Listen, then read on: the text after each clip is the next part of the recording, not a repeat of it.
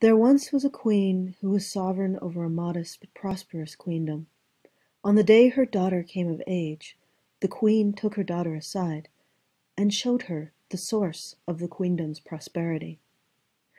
In the stables, far from prying eyes, was a broken old horse wearing a worn leather bridle with a rusty iron bit. The horse's coat was worn thin in places, his mane falling out, his legs trembling from the effort of keeping himself standing.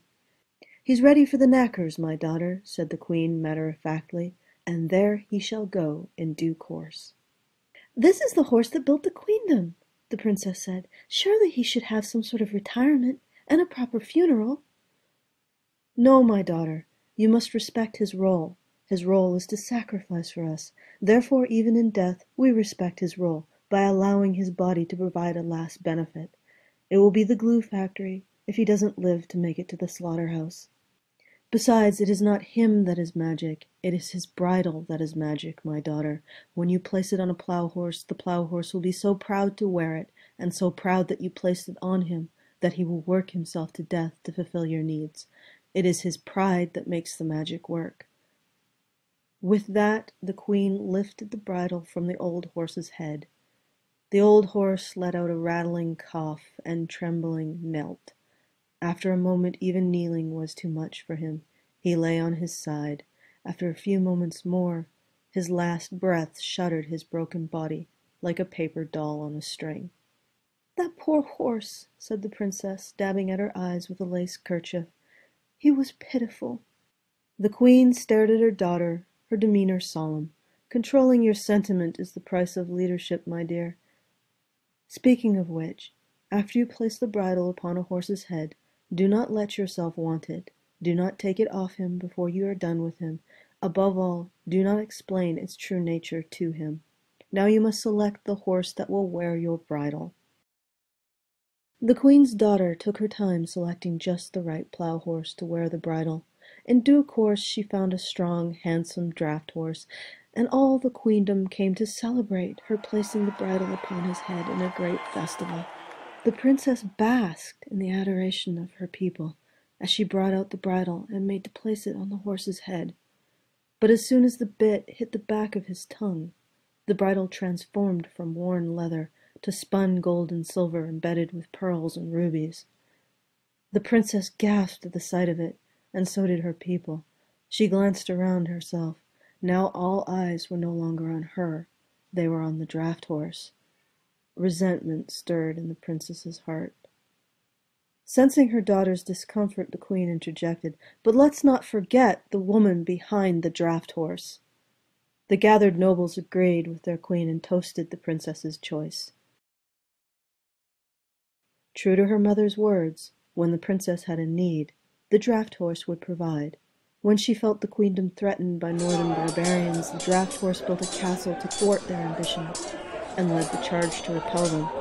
When the queendom was gripped with a famine, and the princess felt the first stirrings of fear for herself, the draught horse pulled the plough faster and harder than any horse, because of the pride he had for his bridle. But the princess was not happy. She seethed silently to herself. How the plough horse was admired when he wore the bridle. People would stop and stare and remark on how strong he was, and how much he had accomplished. They awarded him titles for his great deeds, and each admiring glance and handsome trophy was a dagger in the princess's heart. After all, it was her needs he lived to fulfill, her benefit he bowed to, her frailties he sacrificed for. She should have the bridle, and all the attention given him should be rightfully hers. But remembering her mother's words, "Don't let yourself want it.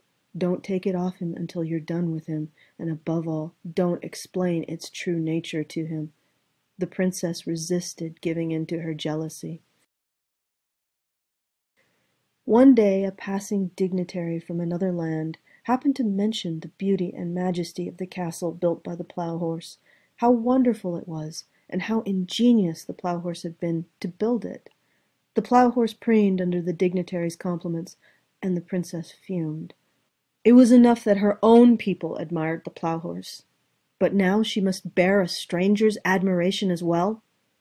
The princess, unable to contain her anger any longer, cried out, "He may have built it, but he built it for me," and clomped from the dignitary's presence. That night she went to the stable and crept into the horse's stall. Watching him rest with a handsome bridle, surrounded by all his medals and trophies, bile rose in her throat. "Stupid horse!" The plough horse woke. "I let you wear this bridle, but it was always mine. I just used it to control you, and look what you did. You were supposed to live for my needs, but you saved the best in this world for yourself. Give the bridle to me." She pulled the bridle from the horse's head. It turned back into cracked leather and rusted iron in her hands. She stared at it, dumbstruck, and so did the horse. Once the horse saw the bridle for what it was, old, worn, and above all, a bridle. His attitude changed instantly. He reared up, pawing the air with his great hoofs. In her haste to get out of the stall and away from him, the princess dropped the bridle. The stallion turned his head to the stable door. The door was open. In her greed for the bridle, the princess had forgotten to secure it. The stallion's nostrils flared, catching the scent of long night runs, open water, and wild grasses. He bolted through the open stable door, trampling the bridle to pieces in his escape. The horse gone, the princess looked at the cracked leather bridle, now lying broken on the ground. Off the horse's head, the magic was gone. There was nothing left in the bridle to want, and she felt a dawning horror as she finally understood her mother's warning. The bridle's only real worth was its ability to control the plough horse, and she had lost its magic forever.